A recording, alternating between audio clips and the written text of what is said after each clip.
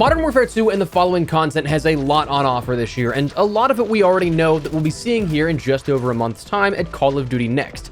In just over a month's time, we'll end up seeing multiplayer for Modern Warfare 2, likely what is the full build of the beta that will be playable for all players over the course of the next 2 weekends to follow, but starting just the day after Next, we'll see our first reveal of Warzone 2 with likely gameplay associated with it, giving us a glimpse at whatever the new world may include, some of the new mainline mechanics, and the experience that we'll be seeing over the course of the next couple of years to follow with that Warzone 2 experience. And also we'll end up having that Warzone Mobile, presumably just the Warzone 2 experience, but packaged into mobile devices shown off as well. But there's one wild card that we've heard about in leaks and rumors, but almost absolutely nothing officially that we should be considering with Modern Warfare 2. But should we be curbing our expectations? Should we be all out excited for it? Today I want to discuss a bit of that with you and perhaps paint a picture of the full offering that we'll have come October, November, and December. As we go along, drop your thoughts down below. Are you looking forward to anything in particular for Modern Warfare 2? Anything that jumps out to you immediately, whether that be Modern Warfare 2's multiplayer, campaign, Spec Ops, DMZ, Warzone 2 shortly to follow? Whatever the case, drop your thoughts below. But if you enjoyed the video, you find it at all insightful, do me a favor and drop a like on the video. And if you're new to the channel, do be sure to hit the subscribe button to stay updated with all things Modern Warfare 2 and anything Call of Duty related. The next few months are going to ramp up very quickly, so if you guys would like to stay on top of everything, I'd love to have you in the community. That said, let's talk about this wild card from Modern Warfare 2. So this year, just in Modern Warfare 2's base offering alone, we know we have confirmed officially coming Modern Warfare 2's multiplayer, a campaign mode, and Spec Ops. Now, if that sounds like there's something missing, well, you'd be absolutely right, because there's a mode there that was a surprise to many when confirmed back in June, that being Spec Ops, because for the longest time, since November and December of last year, it was reported that Spec Ops would be getting replaced by a mode codenamed DMZ, a mode that looked to be a massive undertaking and was along the way described as getting as much attention as multiplayer, a mode that seemingly had been the culmination of so much dev time for Modern Warfare 2. I mean, Modern Warfare 2 is the only game that hasn't had any developmental speed bumps in the last 3 years. Vanguard and Cold War, of course, both games, you could probably pick out something wrong with those ones, but Cold War was apparently Treyarch taking over a project that didn't work out between Raven and Sledgehammer, then rebranding, reworking that game in a less than ideal time frame, about a year and a half, maybe 2 years. We learned about that actually even before Modern Warfare 2019 launched, but then Sledgehammer, being pushed off that Black Ops Cold War project, then had to create a game for the year following of Vanguard, which again, not a whole ton of dev time on that, and why it may seem so short on content, why there might not be as much support there, and why a lot of it just might not be where we want it to be, but that's beside the point. But with Modern Warfare 2 being that only game that hasn't had any of those speed bumps, they've had that full post Modern Warfare 2019 window to focus on one clear vision, a sequel. And with that in mind, it's been reported that multiplayer shouldn't be an issue, the campaign should be a stellar performance, but then DMZ, well, that's what kind of everybody thought was left over with that time reported. This big grand world was leaked with plenty of plans, things to do, raids and all, even so in depth to be rumored to have an in-game marketplace with credits that you'd find in the world of DMZ. Months and months of this reporting came by, and officially nothing was ever really said. It'd later be reported from insiders that developers were worried about DMZ, but not because of the product they were making, but because of the expectations and that bar set so high about what was being thrown out there with no real way to validate any of that reporting. It wasn't until recently when the LA Rams had a playtesting event with Modern Warfare 2 a few weeks back that we even had DMZ confirmed in the slightest. Technically speaking, it's still not confirmed by official channels, but we all saw that leaked screenshot of DMZ written in plain view in the Modern Warfare 2 menus. So how should we be feeling about DMZ in a realistic sense? I think that the promise of DMZ, as we've heard, is such a grand scale thing, but even from the beginning, it kind of seemed too good to be true. It seemed a little too big. I mean, a brand new, full-fledged worldly offering, open world across various maps, AI and players all mixed into one with extraction points, a progression system that would allow you to keep loot gathered, lose loot that you lost along the way, buy, sell, trade with a ton of continued support rivaling multiplayer.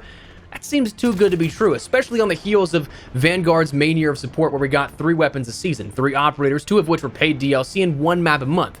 So like, getting all of that on top of a continued support for multiplayer, a stellar campaign, and what would be a Warzone 2 experience shortly to follow, Like, there's no way, right? So from the snippets of reporting that we've seen, I can't help but wonder if the reporting that we've heard that goes that in-depth is the sort of end game for DMZ, as in what we're hearing about are the full picture plans for what the mode can be, rather than what's actually at release. I mean, what if the reality is that we see things a little bit backwards here, that what's at launch is just kind of the starting line, similar to how any post-launch offering and game goes. Fewer maps at launch, features, modes, and so on, like multiplayer specifically for Call of Duty. I mean, the multiplayer offering at launch is nowhere near as big in terms of content, maps, weapons, operators, and stuff like that we'd see in September or October of the following year. So is this the same situation? And perhaps are the answers even just there in the details? Has this kind of already been laid out for us?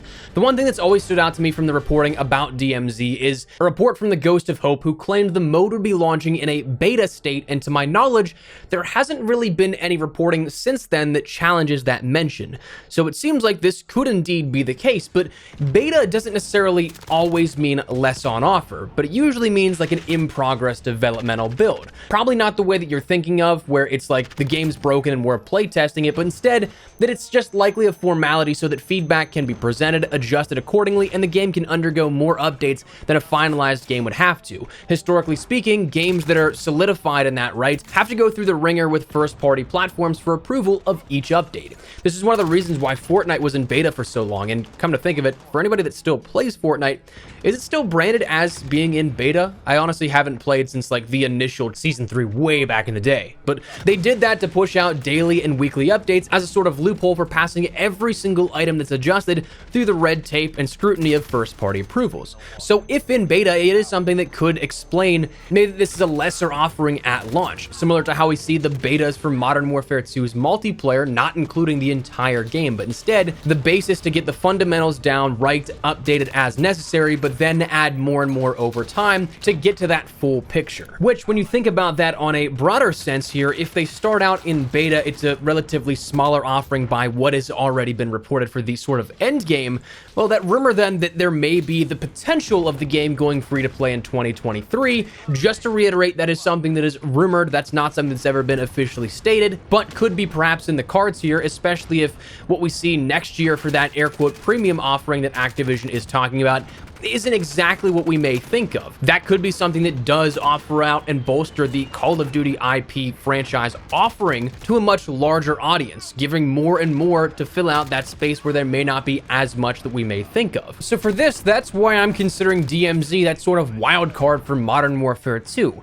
We know or have heard so much about this mode, but really what comes with that base offering? Come October 28th, what exactly will we see in regards to what DMZ actually has to offer? For that, only time will tell, but wanted to have a casual conversation here with you guys today about something that has been on my mind for quite some time at this point, because we haven't seen or heard anything about this, not even really officially stated. So what's the outcome gonna look like, especially if we have Spec Ops actually confirmed for Modern Warfare 2 come later this fall? But that said, that's what I'm gonna turn it over to you guys. What do you think about DMZ? Do you think it is a case of we have the expectations too big, what we've heard maybe the end game, but what we have at launch may not be? Whatever the case, feel free to drop your thoughts down below. But if you enjoyed the video, you found it at all insightful, you just enjoyed the conversation, do me a favor and drop a like on the video. And if you're new to the channel, you'd like to stay today with all things Modern Warfare 2, hit that subscribe button to stay on top of all of it. I'd love to have you in the community, but for now, that's what we're gonna call it. So thanks so much for watching. I'm Honest Man Espresso. I'll see you guys later. Take care and peace.